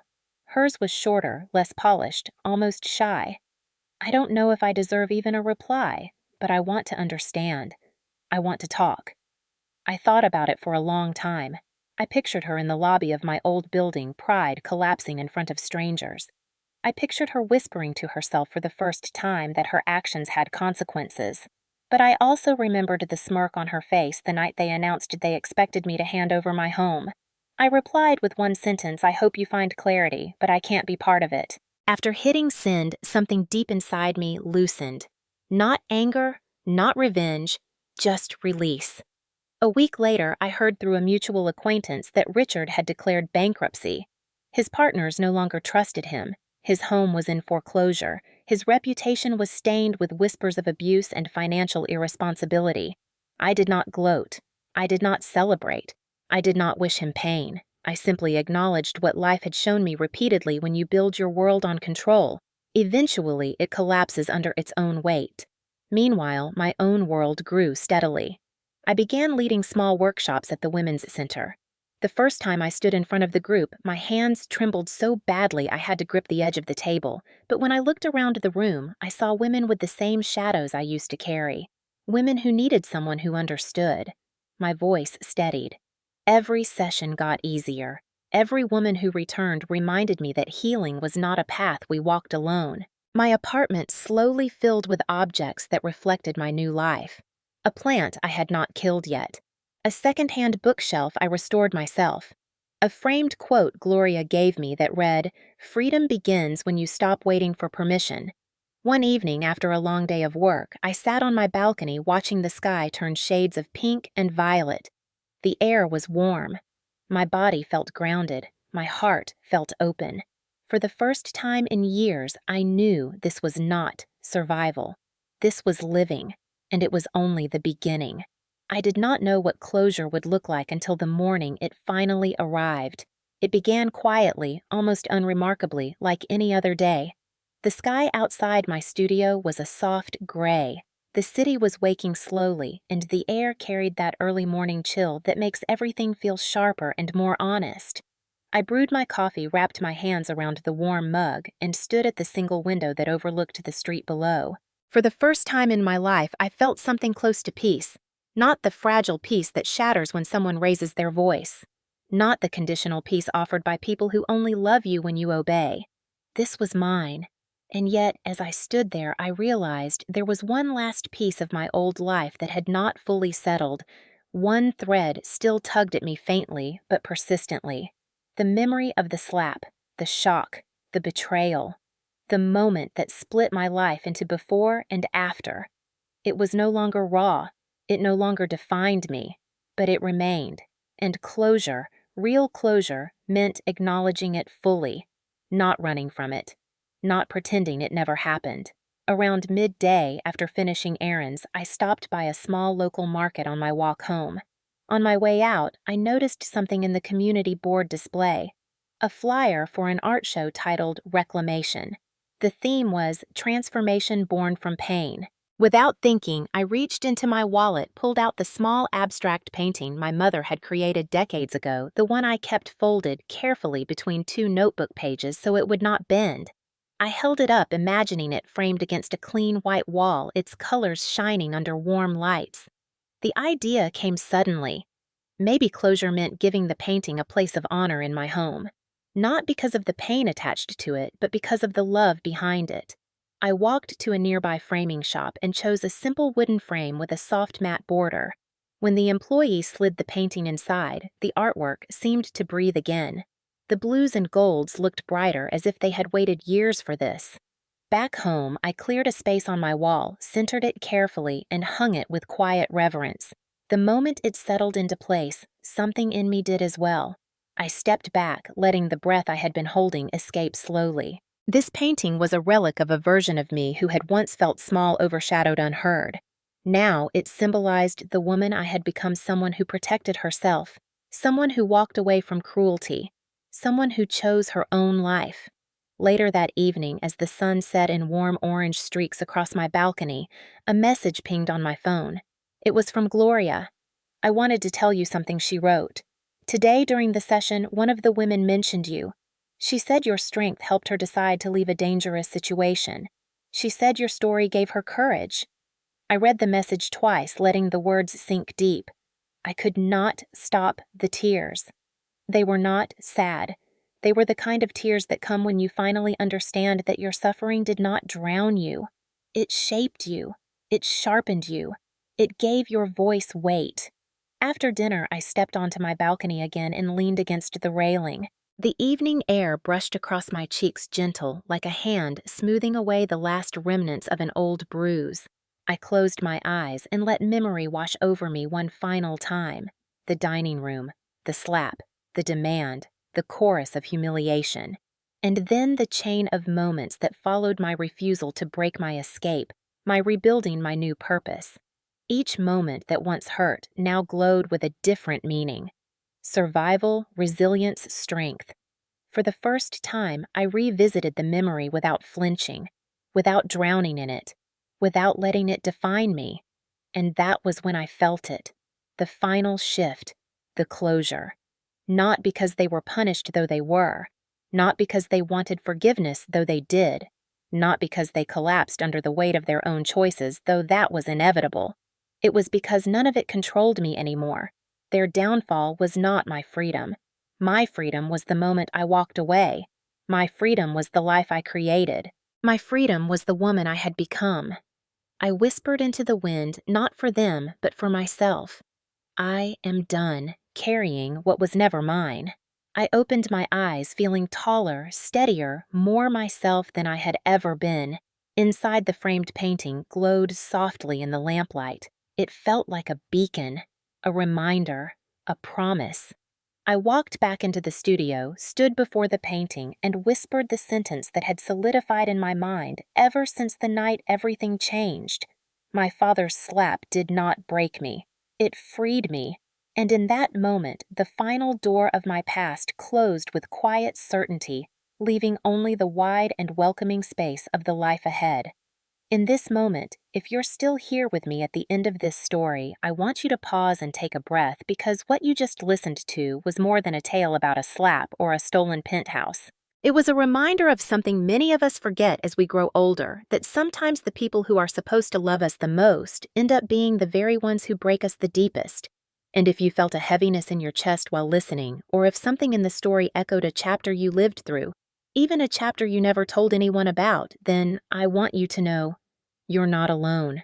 You are not dramatic. You are not weak. You are not imagining things. You are a human being trying to make sense of wounds that should never have been inflicted on you in the first place. For so many in our audience, especially those of you over 50 who carry decades of memories in your bone, stories like this hit differently. You grew up in generations where keeping the peace mattered more than keeping yourself safe, where family reputation mattered more than truth, where speaking up was seen as disloyalty, and where forgiveness was demanded long before healing was ever offered. But you deserve better now. You deserved better then, too. And maybe watching Caroline walk away from the people who tried to destroy her, reclaim her life, and stand on her own terms stirred something in you. Maybe it made you look back on a version of yourself you had to silence. Maybe it made you remember a moment where you wished someone had stood up for you, or where you wished you had stood up for yourself.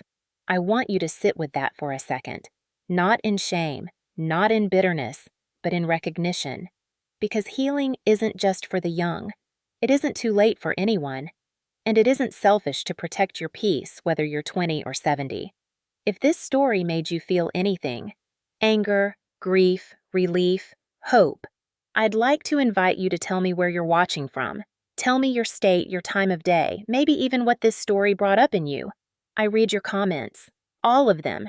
And the truth is, the strength of this community comes from the people brave enough to say, I went through this too, or I would never let that happen again. If you've ever been in a room where someone raised their voice and your whole body tensed without you thinking, if you've ever walked on eggshells in a house where you should have felt safe, if you've ever been made to feel smaller so someone else could feel bigger, then your voice matters here. You matter here. And if today's story reminded you of how far you've come, say it, claim it, celebrate it. There's power in acknowledging survival out loud. And if today's story reminded you that you're still healing, still finding your footing, still trying to believe you're worthy of a peaceful life, then say that too. Because the truth is, you deserve a life without fear, without guilt, without someone else's demands shaping your existence.